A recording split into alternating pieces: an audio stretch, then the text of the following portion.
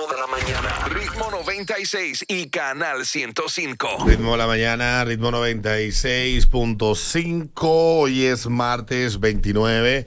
Estamos a 7 días de las elecciones de Estados Unidos. Unas elecciones bastante reñidas y con mucha tensión de parte de todo el mundo, como casi siempre pasa, pero unas elecciones sui generis. Tal vez unas elecciones como no la habíamos visto en 50 años en ese país, con una candidata que no le eligió nadie, un candidato que casi lo matan, una vaina de verdad surrealista en la Unión Americana. Y para hablar de esto un poco, recibimos aquí a un dominicano que estudia estos temas en Estados Unidos. Se llama Mauri Pineda y le damos la bienvenida al Ritmo de la Mañana. Buenos días. ¿Cómo estás, Mauri? Cuéntanos todo. ¿Cómo anda la vida? La vida está bien, Antes que todo, pues buen día a toda la audiencia del Ritmo, de la cual yo soy parte y que hoy tengo el placer de estar aquí con estos talentos en cabina. Hay como un ABC de cosas que hay que saber de las elecciones norteamericanas para poder entenderla. El dominicano promedio no entiende de que el voto electoral no es el que decide, el voto popular no es el que decide la elección en Estados Unidos. Hay muchas particularidades que tienen las elecciones, pero esa es la que más extraña de todas. Vamos a comenzar por ahí. Así es, en Estados Unidos los votantes no eligen directamente al presidente y el vicepresidente de los Estados Unidos, sino que votan por electores. Cada estado tiene una cantidad X de electores asignados y el primero que pase de la cantidad de 270, que es el número mágico, entonces se declara. Electores, para que la gente entienda, son como una especie de diputados que se designan por estado y van a una convención unos días antes de la juramentación y proclaman al presidente que obtuvo la mayoría de los votos electorales. Hay estados donde el elector no está obligado a votar por el que el estado votó. Hay muchos estados que tengan esta libertad, los electores, de decidir, o todos tienen esa misma libertad, o algunos están obligados a votar por el que el estado eligió. Ellos están por leyes estatales, en algunos casos, obligados, o hacen esa promesa de tener que votar exactamente por el candidato al que fueron electos. Pero hay estados, como tú mencionaste, en los cuales esto no es una obligación y de hecho esto ha ocurrido en algunas ocasiones en los Estados Unidos, pero nunca a un nivel que vaya a cambiar los resultados electorales. En el caso de cómo funciona, ¿hay estados que lo dividen o hay estados que si el candidato ganó el voto popular, entonces los votos electorales van a ese ganador en ese estado?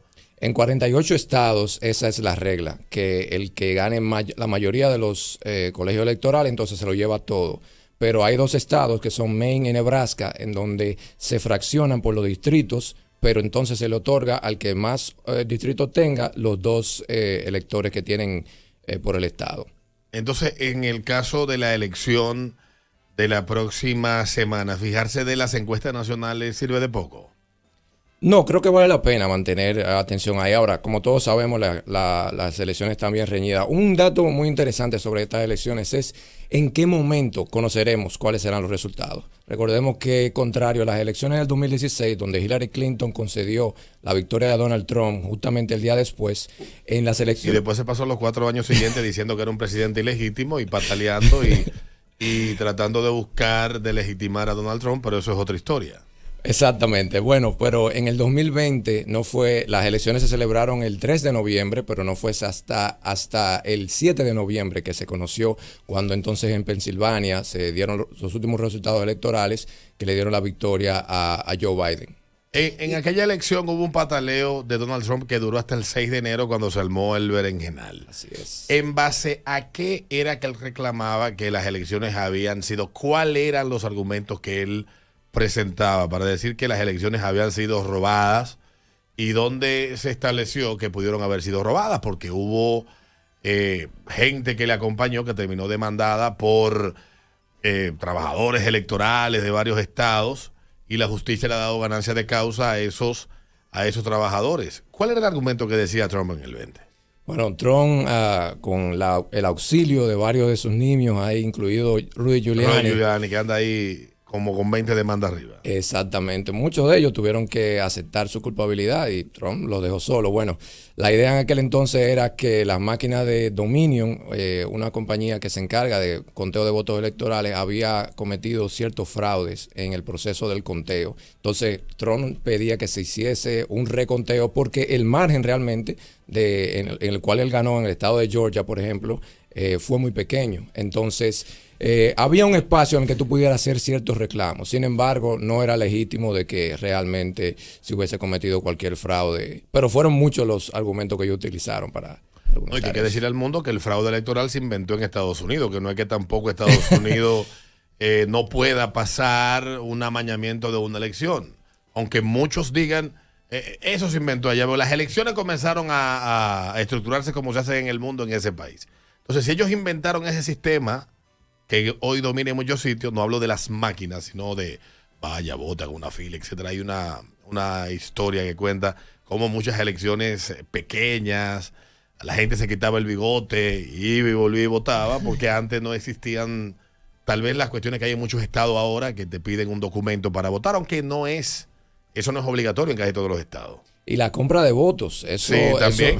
Sí, la compra de votos. Eso es tecnología americana. Así mismo es así. Adriana. Entonces, voy a volver hacia atrás.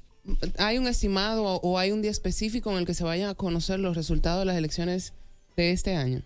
Bueno, hay expectativas. Para que tú tengas una idea, el estado de Nevada, que es uno de esos estados que... pendulares. Exactamente.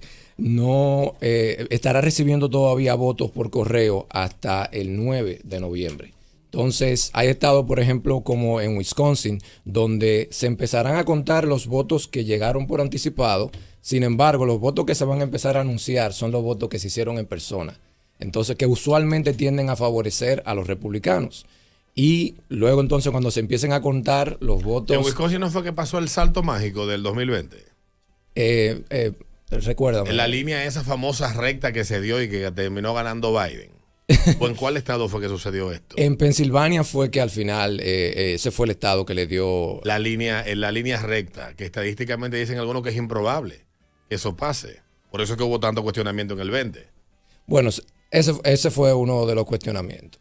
Pero volviendo al caso de esta elección, ¿qué es lo que tú ves de lo que analiza que está pasando que más te preocupa? El que los resultados se retrasen, el tono que ha llevado la campaña desde el atentado, desde antes del atentado hasta el día de hoy, la actitud de los medios frente a la posibilidad de que el candidato republicano gane, de muchos medios. ¿Qué es lo que tuve más preocupante? Bueno, y también la posibilidad de que el candidato republicano pierda. Recuerden que él fue, que desde el 2020 no concedió todavía, en una entrevista reciente que se hiciera con Joe Rogan, él mencionaba de que él no concedía que los resultados fuesen legítimos. Entonces no sabemos qué reacción él pudiese tener en caso de que el margen por el cual Kamala Harris pudiese ganar fuera pequeño. Uno no sabe realmente cuál puede ser la reacción que tenga el candidato republicano. Estas elecciones se parecen mucho a las del 2020. Lo único que la del 2020 fue como más sosegada. Y una diferencia que hubo fue que cerca del 75% de todos los votos fueron por anticipado. Esto debido a la pandemia. Sí. En el 2020. En esta ocasión se entiende que aunque quizás cerca del 50% de los votos sean por anticipado, una diferencia que habrá entre ellos es que los republicanos ahora se montaron en esa ola. Recordemos que en el 2020... se quedaron durmiendo. Exacto. Estaban en contra. Parte de la retórica de Donald Trump era pedirle a su gente que fuesen en persona a votar. Esto es en este caso, pero y estoy de acuerdo contigo. Yo creo que el acto más estúpido que hizo Trump en el 20 fue no entender que ya había perdido.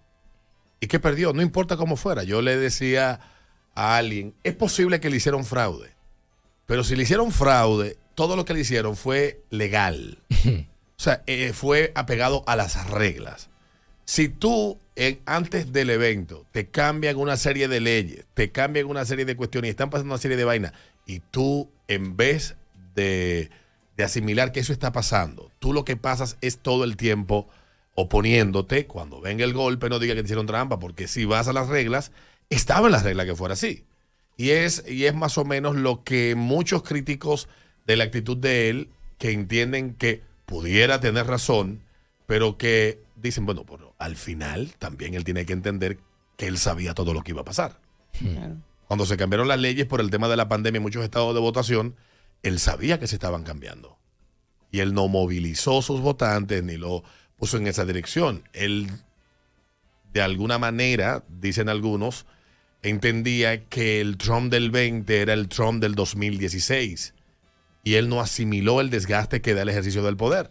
Eso por un lado, y también poniéndolo en contexto, recordemos que la pandemia acababa prácticamente de explotar. La economía norteamericana en ese momento se vio sumamente afectada. El mercado de valores bajó, creo que por encima de un 35%. Algunos stocks individuales bajaron por encima de un 50%. No, y vimos en el mes en el verano, si no me equivoco, cómo el precio del petróleo se desplomó de manera tal que estaba a menos 32, o sea...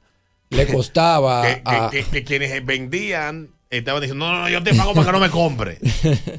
Entonces, hubo en ese momento muchos problemas económicos en la economía norteamericana, además del cansancio de la misma pandemia, la retórica de Trump todos los días en los medios hablando de que hay que inyectarse cloro y muchas incoherencias respecto al manejo de la pandemia. Todo eso le afectó y recordemos que él no fue un candidato nunca tan popular. Él perdió el voto popular en las elecciones de 2016, o sea que no era descabellado que en el 2020 los demócratas ganasen. En el caso de esta elección hay cosas que lo enrarecen.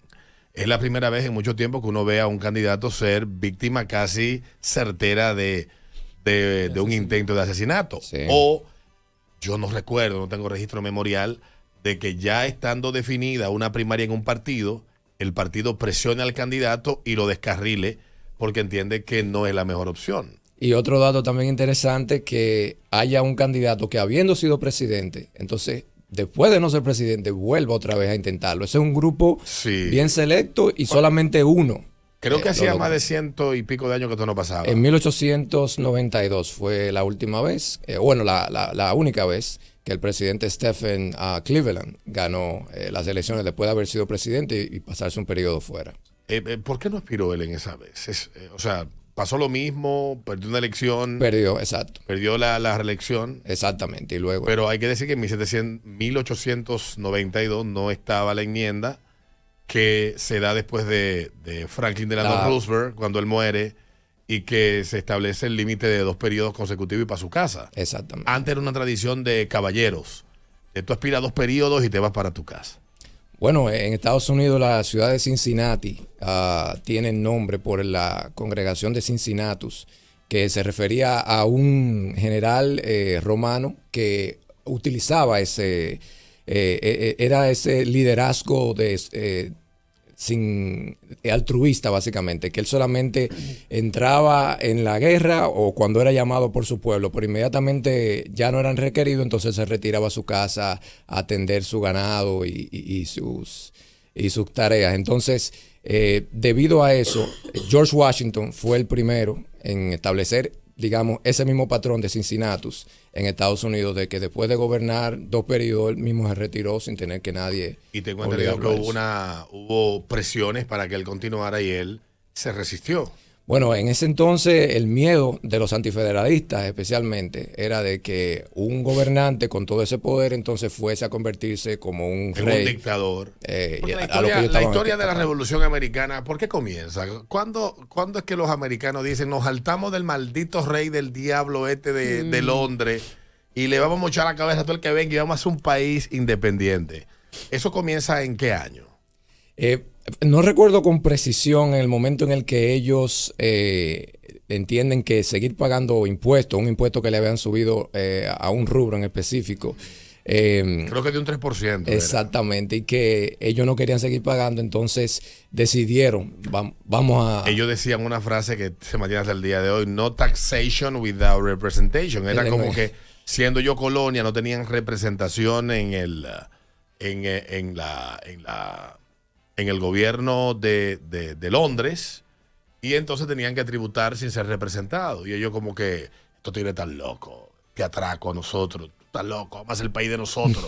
Que es el lema hoy en día de los habitantes, los ciudadanos de Washington, D.C., que no tienen representación y que no creo que fue hasta la enmienda número 23 que lograron por lo menos tener delegados que fuesen, que tuvieran voto para elección del presidente y el vicepresidente, porque previo a eso ellos no eran contabilizados. Igual que Puerto Rico también, ellos no pagan impuestos federales porque no tienen representación. Ellos no pueden votar dentro de las primarias del Partido Republicano y del Partido Demócrata, pero no pueden votar exactamente. En elección ya. A menos que vivan dentro del territorio americano y se inscriban. Así es. Volviendo a las elecciones de ya finalmente, que estamos en el último tramo. Volviendo al martes próximo, ¿cuáles son? Porque estamos concentrados en Donald Trump y estamos concentrados en Harris. Sí. Pero Estados Unidos, aunque el presidente es importante, no es la última palabra. El poder está en el Congreso. Así es. ¿Cuál es la proyección que hay? ¿Qué puede pasar? ¿Se va a mantener el balance que hay en el Senado? ¿Se pudieran mantener los republicanos el control de la Cámara de Representantes? ¿Tienen los demócratas algún tipo de proyección de ellos poder hacerse con los que verdaderamente controlan y manejan el país, que son los representantes? ¿Qué va a pasar ahí? Bueno, es difícil que ambos partidos puedan mantener el control que tienen. Ahora mismo el margen de control que tienen los demócratas es solamente de un voto en el Senado, pero de los 34 posiciones senatoriales que están para elección, 23 de ellas son de demócratas, lo cual indica de que los chances de que ellos... son estados que tradicionalmente votan azul, y estos candidatos van algunos a la reelección o son candidatos. Algunos van a la reelección. Algunos no van a reelegirse. Otros tal vez tienen otros candidatos y que la tradición de votar azul le favorecerá a esos, al Partido Demócrata. Hay 4 de ellos que las elecciones están bastante difíciles. Es muy probable de que los republicanos puedan hacerse con el Senado. En la Cámara Baja, entonces ocurre lo contrario. Quienes lo controlan son los republicanos, pero hay 24 de esas posiciones que ahora mismo están difíciles la muy decisión. Disputadas. Exactamente. Y en el caso de Texas, que es uno de los estados que es, si no me equivoco, el estado con más votos electorales, 40 tendrá este año. Es uno de los... No, mentira, es California. Era California, exacto. Y luego sí que Texas con 40. Exactamente. En esta elección, pero también hay una elección para renovar el asiento del Senado. Que está, ¿cómo va esa disputa? Mira, no conozco con precisión esa carrera que se está disputando ahí, pero me parece que no es una de las que realmente represente un cambio para los demócratas, digamos, sino que el chance de que los republicanos sean los que terminen ganando el Senado es más amplio. Ya cerremos con el ABC para entender las elecciones del próximo martes sin apasionamiento.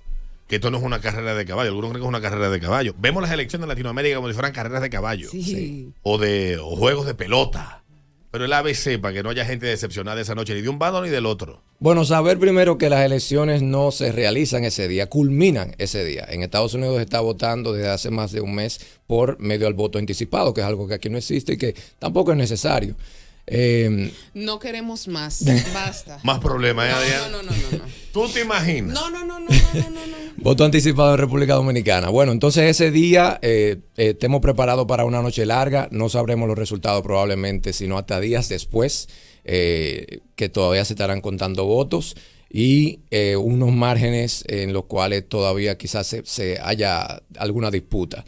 Hay estados donde si hay un margen menor de 1%, entonces se llama un reconteo de votos automático. Se me había olvidado plantearte la pregunta, porque por tradición los medios en Estados Unidos, no todos, pero algunos medios, tienden a endosar candidatos, sobre todo los periódicos, que gozaron durante mucho tiempo, gran parte del siglo XX, de una gran reputación, y en este año, pues eso se ha diluido. Medios como el LA Times, como el Washington Post.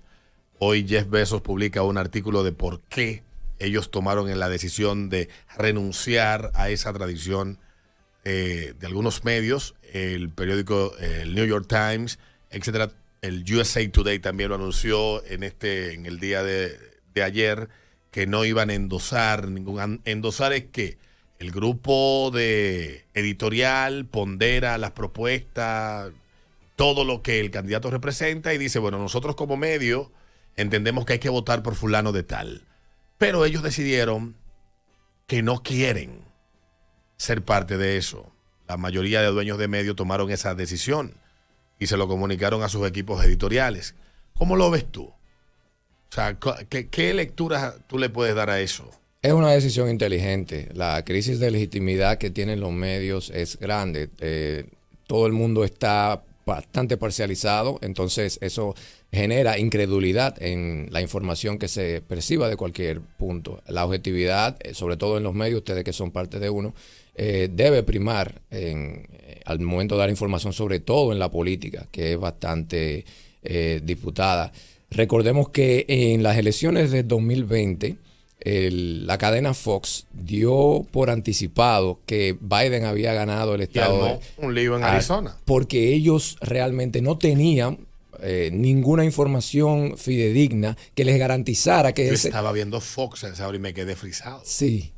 Bueno, el mundo entero. Y al final, obviamente, Biden sí terminó ganando Arizona, pero la realidad es que al momento había más del 80% de los votos contados, pero había un margen todavía para que Trump terminara ganando. Imagínate que eso hubiese ocurrido, la crisis de legitimidad que se hubiese generado, además de todos los problemas que tuvimos. En el 20 pasó algo, yo creo que todo esto comenzó en el 15 por ahí, pero en el 20, cuando digo esta crisis como de esta locura que uno no entiende que suceda, en la que se entiende que es como la especie de metrópolis de la institucionalidad en Occidente que es Estados Unidos.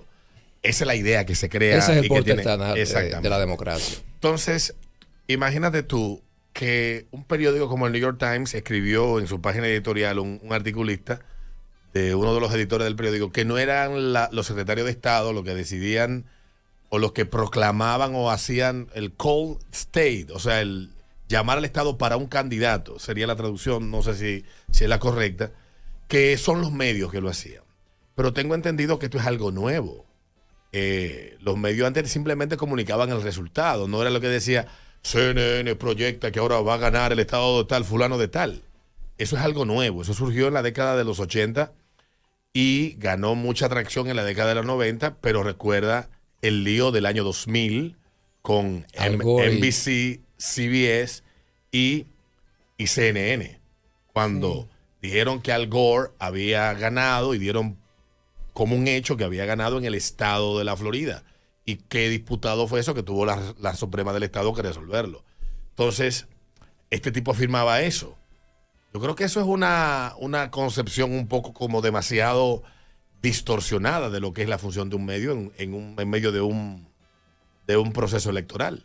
Bastante, y deben cuidarse. Y por eso esta decisión es muy importante, de que mantenga la objetividad, la imparcialidad en estas elecciones, sobre todo, que están tan caldeadas, y que los resultados pueden que vayan a ser disputados de una manera que esperemos que no sea violenta, como ocurrió en enero 6 de 2021. Ya cerrando, estamos conversando con Amaury Pineda, vino aquí a hablarnos un poco de cómo es el proceso en Estados Unidos y de lo que podemos esperar para poder entender lo que la semana que viene allí se va a dar. Amaury, ¿tú estudias o vives en D.C.? Buena pregunta. Bueno, yo vivo en D.C., yo trabajo para una organización que aboga por los derechos laborales y soy investigador también en Georgetown University. Tengo un doctorado en ciencias políticas y he estado viviendo en Washington, D.C. desde hace 2 años, pero previamente vivía en Michigan. ¿Cómo llegaste al Lomina centro? para el mundo. Para hacer. ¿Eres lominero? Lomina. ¿Cómo llega un lominero a D.C.? Estudiando. No, pero digo, no estoy diciendo que, evidentemente, porque te nota que no eres un incauto ni un fumajuca de la esquina, sino que cómo comienza tu proceso. Inicia, nos podemos remontar bastante lejos, pero inicia estudiando el inglés por inmersión. Ahí fue donde aprendí inglés, porque la mayoría de los pobres obviamente no podemos pagar un instituto privado. Luego de estudiar eso. Muy bueno el inglés por inmersión que se ofrecía en la De hecho, yo fui profesor luego en el programa de inglés por inmersión por 3 años. Y luego entonces aplicar para becas y estudiar en Estados Unidos. Y luego la idea del doctorado me llega allá con unos profesores que me los recomendaron porque habían visto mis actitudes y decidí entonces proseguir ese camino. Entonces, ¿te doctoraste en qué para que la gente vuelva y lo escuche? Ciencias políticas. Yo tengo un doctorado en ciencias políticas con concentración en política comparada y teoría política. Y no te quiero meter en un berenjenal, pero ¿cómo ves tú el panorama político de Latinoamérica, específicamente de República Dominicana? ¿Viste cómo te jodí ahí? Claro, no te iba a ir. ¿Cómo estamos nosotros en medio de lo que está pasando en Latinoamérica vemos el caso de Perú, o lo que está pasando en Chile, o lo que está sucediendo en Argentina, o ahora lo que está pasando en México y la locura en la que están inmersos, ¿qué tú sientes que de todo eso pudiera estar manifestándose en República Dominicana? Bueno, yo espero que tú no me estés haciendo preguntas sobre el posmodernismo, pero hablando... No estoy hablando de posmodernismo, estoy hablando de esta cuestión loca de que los países han decidido como tomar un rumbo raro. Mira, contrario a lo que quizás algunos esperan a que yo me manifieste, yo veo la República Dominicana avanzando en lo personal. Recordemos que las naciones no nacen en el vacío, están en un contraste histórico, social, hasta del clima que afecta. Entonces el país nuestro ha ido haciendo cambios. Fíjense cómo hasta hace poco en las elecciones del 2020 la República Dominicana vivió un suspenso de que se pudo haber cambiado la Constitución para reelegir o rehabilitar al presidente. Sí. Exactamente.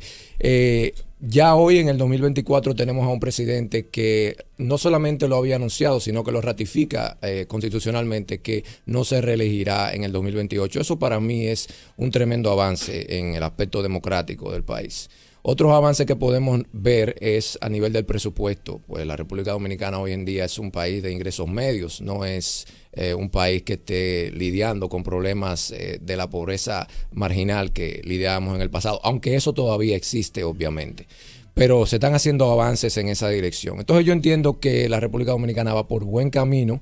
Obviamente faltan aspectos respecto al imperio de la ley, la calidad de la democracia, en el aspecto de la justicia.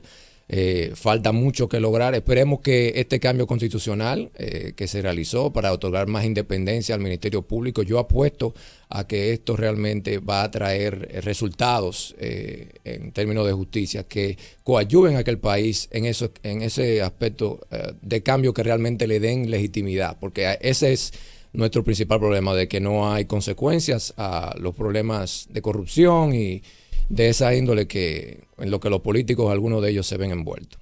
Bueno, pues te damos las gracias a Mauri Pineda. Tú tienes redes sociales para que los que les interese el tema puedan dialogar contigo y te pregunten cuestiones de las elecciones y tú lo puedas orientar, porque hay mucha gente que le interesa nutrirse un poco más y entender de manera más clara el proceso que se está llevando, que culmina, como bien dices, el próximo martes 5 en Estados Unidos. @Mauri Pineda en Instagram. Mauri.Pineda. Mauri.Pineda. Mi asistenta, Adriana Gómez, se lo sabe mejor que yo.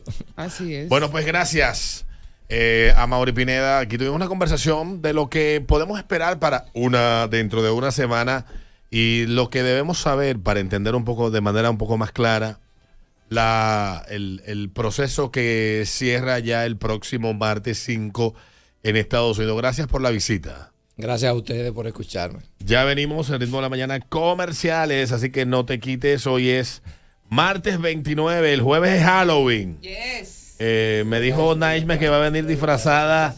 Yo también. Eso no pasó ya. Eso fue el fin de semana que fueron la fiesta. El jueves es que es Halloween. El ritmo de la mañana de Ritmo 96. HIMS Santo Domingo. Disponible donde quiera. Descargando nuestra app. Ritmo 96. Una estación del Grupo Medrano.